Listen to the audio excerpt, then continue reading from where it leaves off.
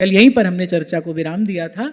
जैसे सुख मोहन हम ही दिखावत, जैसे सुख मोहन हम ही दिखावत, सो सुख भुक्ति मुक्ति के भोगी, सो सुख भुक्ति मुक्ति के भोगी, सुपने हूँ नहीं पावत, सुपने हूँ नहीं पावत, जैसे सुख मोहन हम ही दिखावत, जैसे सुख मोहन हम ही दिखावत।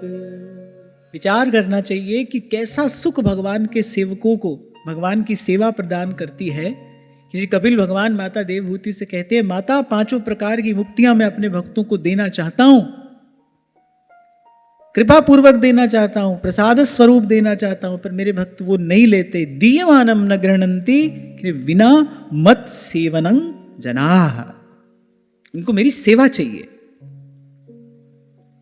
तभी व्यास जी कह रहे हैं, जैसे सुख मोहन हम ही दिखावत, हम प्रभु के सेवक हैं, गुरु ने हमको प्रभु की सेवा प्रदान की है और उस सेवा ने हमको जो सुख दिया है, कह रहे ऐसो सुख भुक्ति मुक्ति के भोगी, सुपने हूं नहीं पावत। भुक्ति के भोगी कौन है?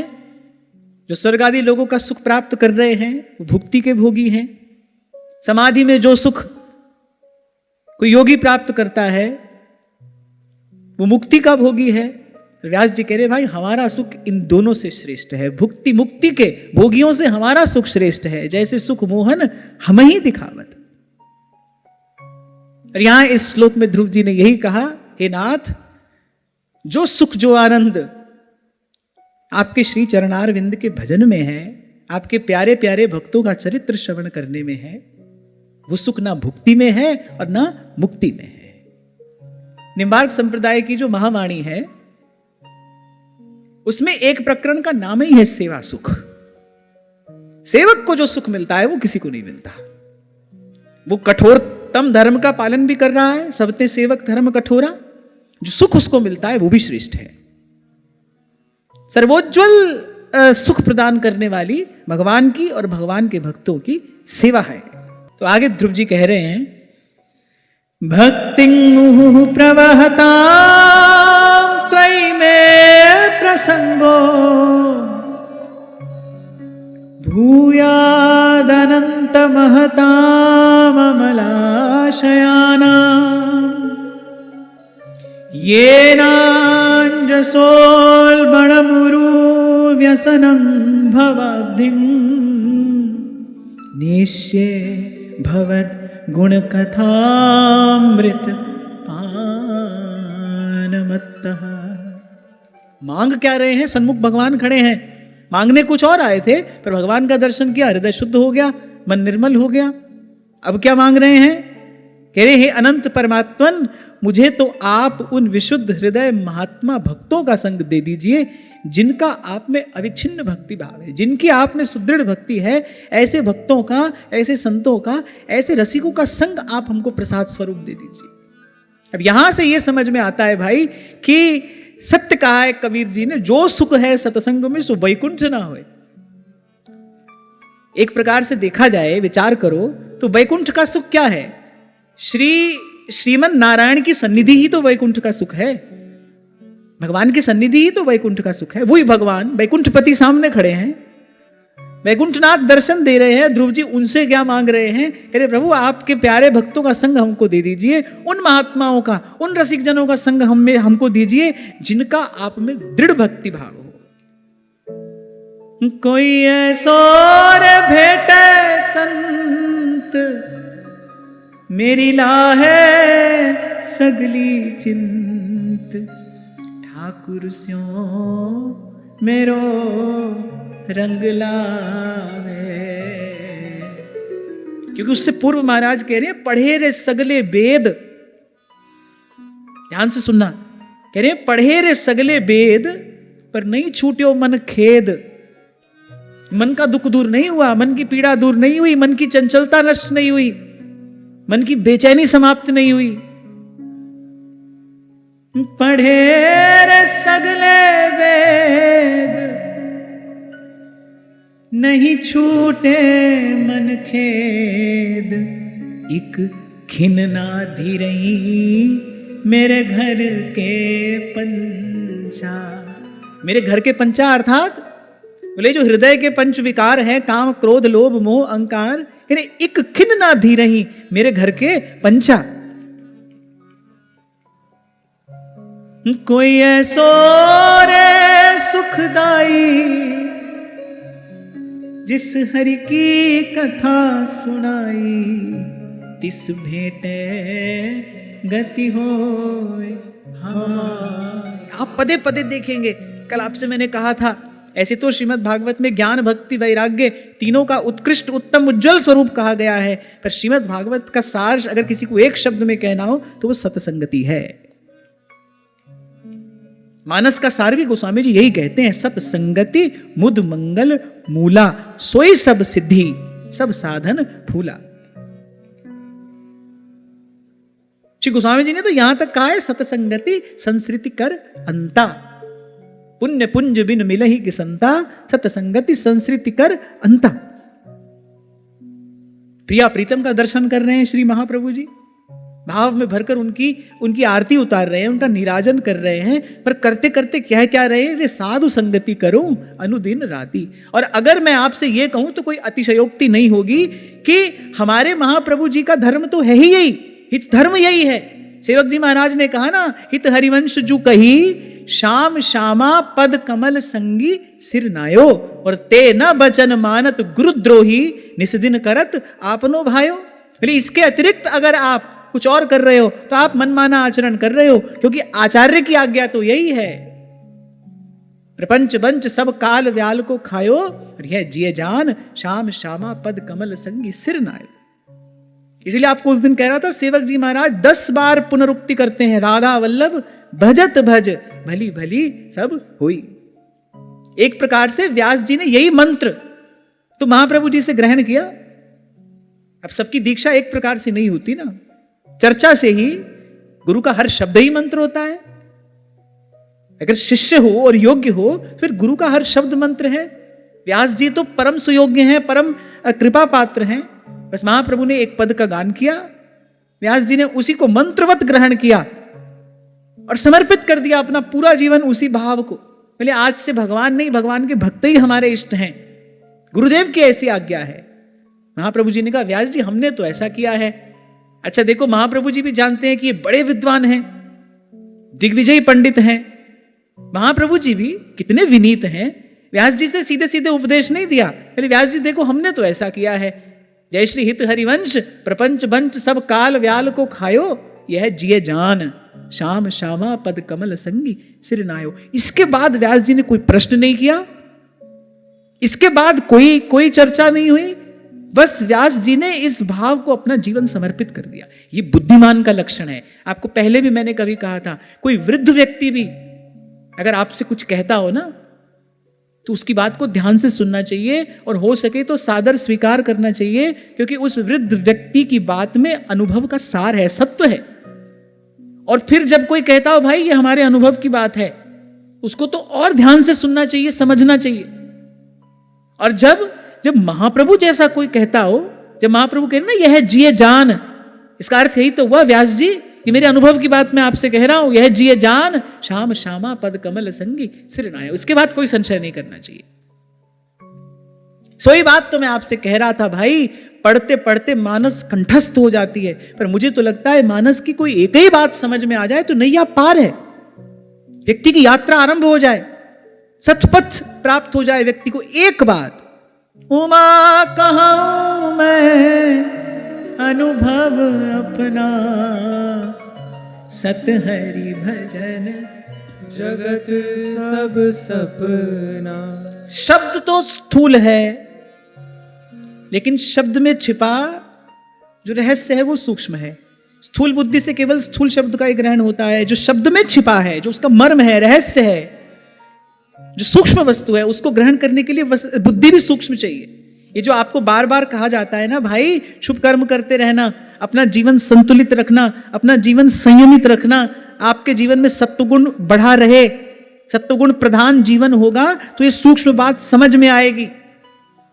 नहीं तो सुनते रहोगे, कहते रहोगे, लेकिन उस बात की जो बात है, उस बात में जो सार है, वो आप ग्रहण नहीं कर पाओगे। उसके लिए सूक्ष्म बुद्धि चाहिए। सच बताओ, ईमानदारी से बताओ, आज तक कितनी बार आपने ये चौपाई कहीं सुनी होगी? ईमानदारी से बताना। आप सब लोग सत्संगी लोग हो, यत्र तत्र सत्संग श्रवण करते ही रहते हो, अनेक अनेक महापुरुषों की वाणी आपने श्रवण भी की होगी, कुछ सदग्रंथों का अध्ययन भी आपने किया होगा। ये चौपाई जीवन में कितनी बार सुनी है, कितनी बार पढ़ी है? हो सकता है अपने मुख से किसी को सुनाई भी हो कि उमा कहूं मैं अनुभव अपना, सत हरि भजन जगत सब सपना। अनेकों बार सब कह रहे हैं हाँ, क्यों नहीं मानते फिर इसको? जब महादेव कह रहे हैं कि ये मेरा अनुभव है, ये जगत सब स्वप्नवत है, क्यों लगे हो इसमें? क्यों भगवान का भजन नहीं करते? इसलिए ये नहीं हो पा रहा है हमसे। स्थूल बुद्धि से स्थूल शब्द का ग्रहण तो हम करते हैं, लेकिन वो जो सूक्ष्म भाव उसमें है, उसको ग्रहण करने के लिए सूक्ष्म बुद्धि चाहिए। सूक्ष्म बुद्धि कहां से आती है? जब जीवन में सत्वगुण प्रबल होता है। ये जो कभी कभी आप दूर भागते हो ना संयम की बात से, अनुशासन की बात से, जब तक जीवन में संयम नहीं आएगा, जब तक आपके जीवन में अनुशासन नहीं होगा, जब तक रजोगुण तमोगुण कम नहीं होगा। अरे गीता में भगवान अर्जुन से कह रहे हैं, जब तक रजोगुण तमोगुण जीवन का कम नहीं होगा, जब तक सत्वगुण बढ़ेगा नहीं। ये जो शास्त्रों में लिखा है, ग्रंथों में लिखा है, जो गुरुजन आपको कह रहे हैं, उस बात का मर्म ग्रहण कैसे करोगे? पढ़ते पढ़ते तो जीवन निकल गया, सुनते सुनते जीवन निकल गया, और कहते कहते भी जीवन निकल गया।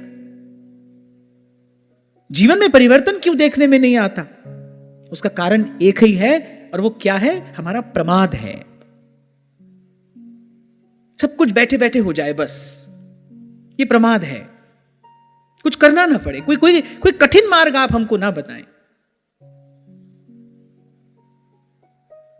छोटी रेखा को, एक रेखा को आपको बिना काटे छोटा करना है तो क्या करेंगे? उससे बड़ी रेखा खींचेंगे ना।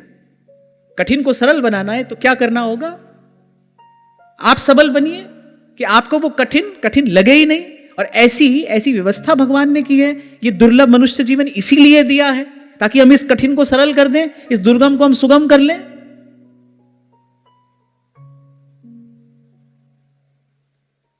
सत्संग तो भाई आपको मुझे दर्पण ही दिखाएगा ना। मैं आपसे पूछता चलूंगा। सब कोई भी यहां ऐसा नहीं है जिसने ये चौपाई ना पढ़ी हो ना सुनी हो। अनेकों बार कहीं भी होगी। मानते क्यों नहीं मान पा रहे? क्यों नहीं मान पा रहे? क्यों? क्योंकि शब्द का वो जो सूक्ष्म तत्व है उसको ग्रहण करने के लिए जैसी शुद्ध पवित्र सात्विक बुद्धि चाहिए वैसी हमारे पास में नहीं है। क्यों नहीं है? क्योंकि हमारी जीवन शैली सात्विक नहीं है।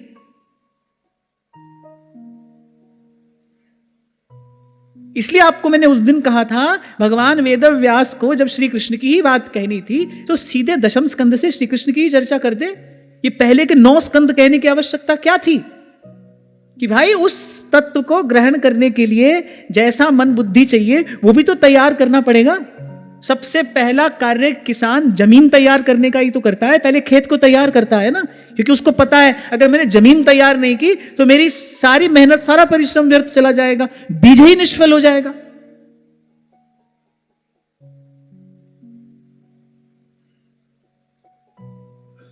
सब है हमारे जीवन में, सेवा भी है, सुमिरन भी है, सत्संगी है, लेकिन सेवा सुमिरन सत्संग का जो फल, जो सुख, जो आनंद, जो प्रसाद होना चाहिए वो तो नहीं है। क्यों नहीं है? यही कारण है, हमारा प्रमाद कारण है। और सत्संग श्रवण करते करते भी यदि ये प्रमाद नहीं छूटा, हमने यदि स्वयं को संयम की अग्नि में तपाया ही नहीं, तो फिर करे श्रम एव ही केवलम, फिर कोरा परिश्रम आप कर रहे हो। और महापुरुषों ने तो कहा है, बोले फिर ये व्यर्थ है। नोत्पाद्य यदि रतिं श्रम एव ही केवलम। श्रीमद् भागवत की कथा श्रवण करने के बाद भी यदि श्री कृष्ण के चरणों में एकांतिक रति प्रीति नहीं हुई तो कह रहे श्रम एव ही केवलम।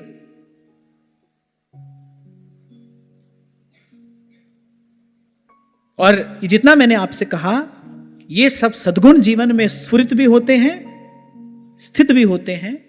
कैसे? भक्तों की कृपा से। इसीलिए यहां ध्रुव जी दर्शन भगवान का कर रहे हैं। अब सोचने की बात है ना, अगर अपने जीवन में भी सत्संग नहीं होता, ये जो बार बार मैं आपसे कहता हूं प्रभु मुझसे कहलाते हैं, मैं नहीं कहता, प्रभु मुझसे कहलाते हैं, और केवल आपके लिए नहीं कहलाते, अपने लिए भी कहलाते हैं। सबसे पहले तो मैं ही सुन रहा हूं, आप लोग तो बाद में सुन रहे हैं, मैं भी सुन रहा हूं, आप भी सुन रहे हैं। प्रभु आपको, मुझे बार बार ये बात सुना रहे हैं।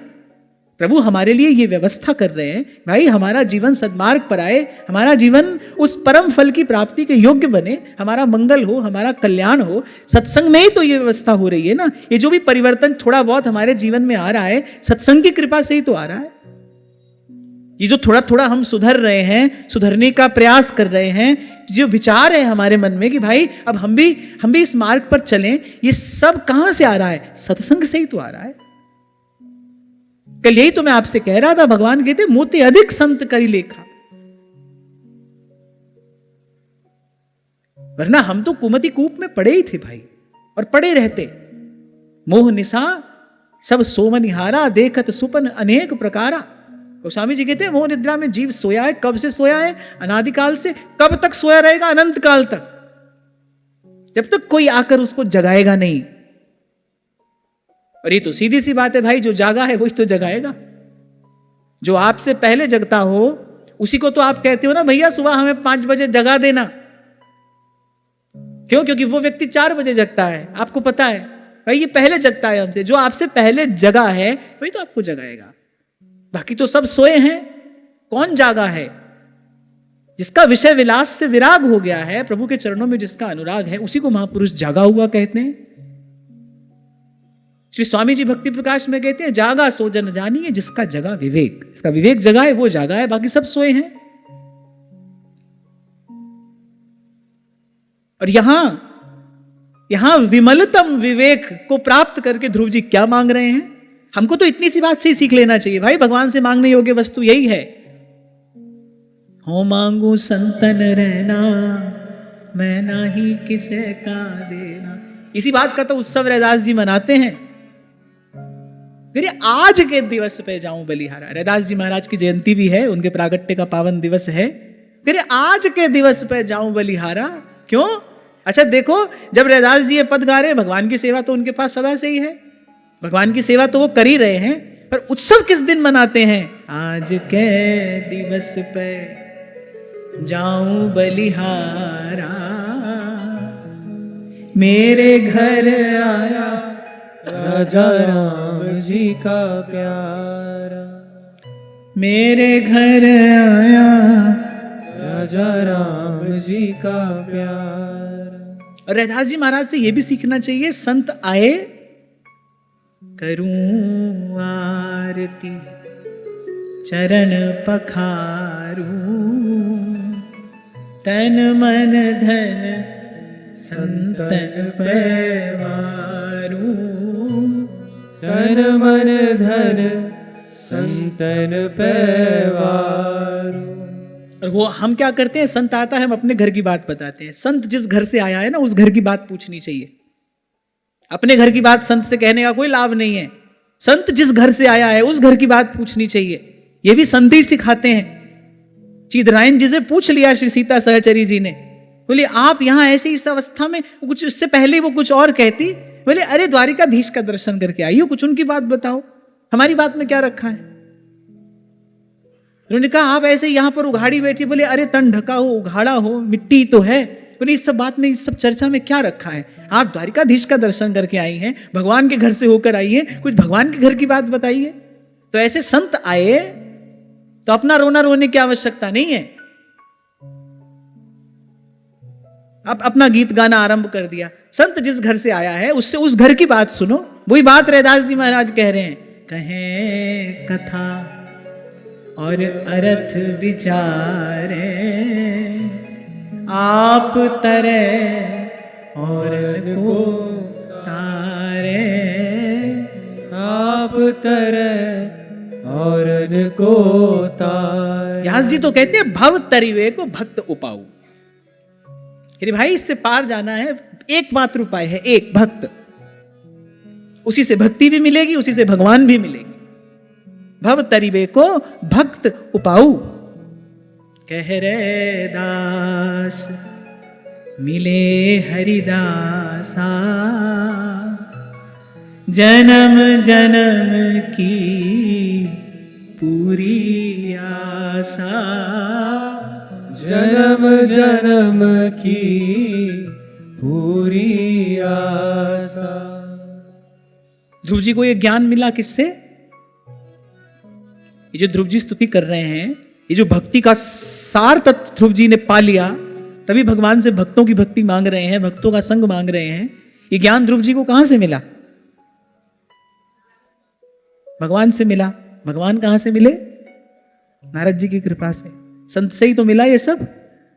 प्रत्यक्ष रूप से भले ये ज्ञान भगवान से मिला, पर अप्रत्यक्ष रूप से ये सब तो नारद जी की कृपा से मिला। नारद जी ने मार्ग बताया, तो जब तब साधु तारसी, कह रे दास मिले हरिदासा। नारद जी मिले, जन्म जन्म की पूरी आशा, जन्म जन्म की पूरी आशा। अच्छा, इस विशेष करुणा का दर्शन संत में ही होता है। महापुरुषों ने तो संत की कृपा के सामने भगवान की कृपा को साधारण कहा है। बोले भगवान की कृपा साधारण है, संत की कृपा विशेष है। क्यों? भगवान तो जो मांगोगे सो दे देंगे, संत नहीं करेगा ऐसा। वो पहले मार्जन करेगा आपके हृदय का, सुनाएगा आपको भगवान की कथा, बताएगा अरे क्षण भंगुर संसार है। अगर आपके मन में संसार की किसी विषय वासना का हठ पूर्वक ग्रहण है भी, तो पहले छुड़ा देगा संत उसको। तो तो व्यास जी ने कहा छुड़ा दियो संसार। अच्छा, व्यास जी कह रहे छुड़ा दिया है, हम नहीं छोड़ते थे। ये भी तो कह सकते थे संतों ने कृपा की और छोड़ दिया संसार। बोले नहीं, छुड़ा दियो संसार। जीव तो कस के पकड़े बैठा है संसार को, वो नहीं छोड़ेगा, और ना ही अपने सामर्थ्य से, अपने साधन से छूटता है। बोले हरि शोधन हृदय दियो, छुड़ा दियो संसार। देखो ध्रुव जी पर भगवान की विशेष कृपा है, कहना ही पड़ेगा। पहले तो 6 महीने में ही मिल गए, और उसके बाद जहां ध्रुव जी पहुंचे वहां कोई जन्म जन्मांतर की भक्ति साधना के बाद पहुंचता है। पहले तो व्यक्ति भगवान का ही भजन करता है, अनंत अनंत जन्मों की भक्ति के बाद भक्ति का ये जो सार सर्वस्व सिद्धांत है, ये समझ में आता है। तेरे भक्तों की भक्ति करूं मैं सदा, तेरे चाहने वालों को चाहा करूं। तब भगवान भक्त की भक्ति देते हैं। तो जन्मों की भक्ति के बाद ये मिलता है। तो ध्रुव जी पर भगवान की बड़ी विशेष कृपा है। पहले तो 6 महीने में ही मिल गए, और फिर ध्रुव जी को ये परम ज्ञान हो गया जिससे आगे और कुछ जानने को नहीं है। जो अंतिम बात है, भक्त की भक्ति, भक्त का संग, अंतिम बात ही महादेव मांग रहे हैं। भक्ति सदा सतसंग। ऐसा पक्षपात क्यों? तपस्या तो बहुत भक्त करते हैं भगवान की, साधना तो बहुत कर रहे हैं। कोई बताओ ऐसा पक्षपात क्यों किया भगवान ने ध्रुव जी के साथ? अब हालांकि कई जगह यह भी हमने पढ़ा, सुनने को मिला कि अनेक अनेक जन्मों से ध्रुव जी साधन कर रहे थे। अब ये सब बात छोड़ो भाई, यहां तो सीधे सीधे 6 महीना में भगवान मिले हैं। इससे पीछे की बात तो यहां भी नहीं लिखी, तो हम और पीछे क्यों जाएं? क्या कारण है? सोचो, बताओ।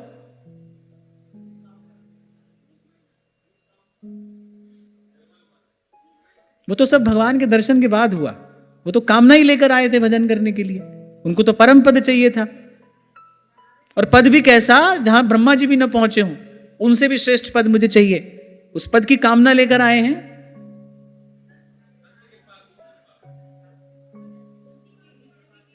क्योंकि ये फूल भगवान के चरणों में नारद जी ने चढ़ाया है। ये भक्त की भेंट है, नारद जी ने भेजा है।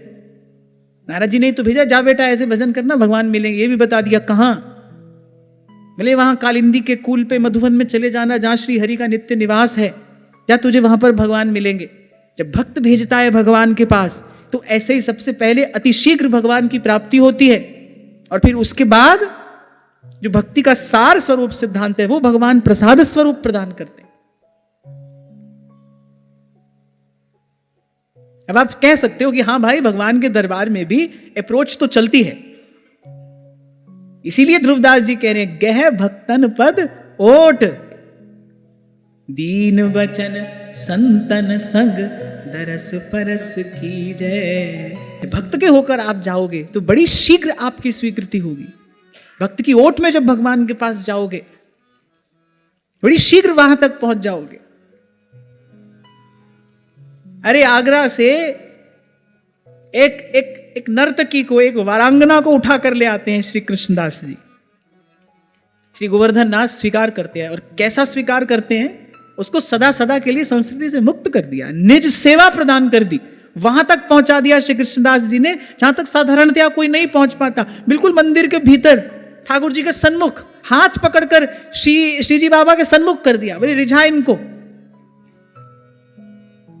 अच्छा, और पूरी तैयारी करा दी। भक्त चरित्र कहते हैं कि उसको पद सिखाया, पहले यही पद गाना, गिरिधर छवि पे अट क्यों मोमन, गिरिधर छवि पे अट। बोले ये प्रतिभाशालिनी तो है, पर उसकी प्रतिभा को एक आकार दे दिया। विषयी पुरुषों के पांव के नीचे रौंदे जाने वाली मिट्टी को कृष्णदास अधिकारी जी ने पात्र बनाकर उसमें भाव का जल भरकर और उससे अपने इष्ट का अभिषेक कर दिया। भगवान ने मस्तक पर चढ़ाया, स्वीकार कर लिया उसको। अगर व्यवहारिक दृष्टि से देखो, कितना मैला कुचैला अपवित्र जीवन होगा उसका। कहां वो विषयी पुरुषों को रिझाने में, नाचने में, गाने में लगी है। विषय भोग ही जिसकी जीविका है, उसी से जिसका जीवन यापन हो रहा है, कितना घोर रजोगुणी तमोगुणी उसका जीवन होगा। ये भक्त की दृष्टि पड़ी, प्रभु ने स्वीकार कर लिया। आप भजन साधन में लगती तो जाने कितने जन्म लगते। भक्त की कृपा हुई, संत की कृपा हुई, सीधे ही भगवान के चरण मिल गए। संत लोग एक छोटा सा उदाहरण देते हैं। आप राधा वल्लभ लाल के लिए, श्री बिहारी जी के लिए आप माला लेकर जाते हो। उस माला को श्री जी के चरणों में पहुंचना है। चरण पादुका पर गोसाई जी माला पधरा देते हैं। वो माला बंधी रहती है किसमें? पलाश के पत्ते में। पत्तल में बांध के देता है ना माला वाला आपको माला। अब आप माला नहीं देते, आप पत्तल में बंधी वो माला देते हैं, गोसाई जी लेते हैं। आप देखो वो माला जो एक भक्त भाव से प्रभु के लिए लाया है, उस माला का संग पाकर वो पलाश का पत्ता रूखा सूखा, ना उसमें कोई रस है ना उसमें कोई गुण है, कुछ भी तो नहीं है।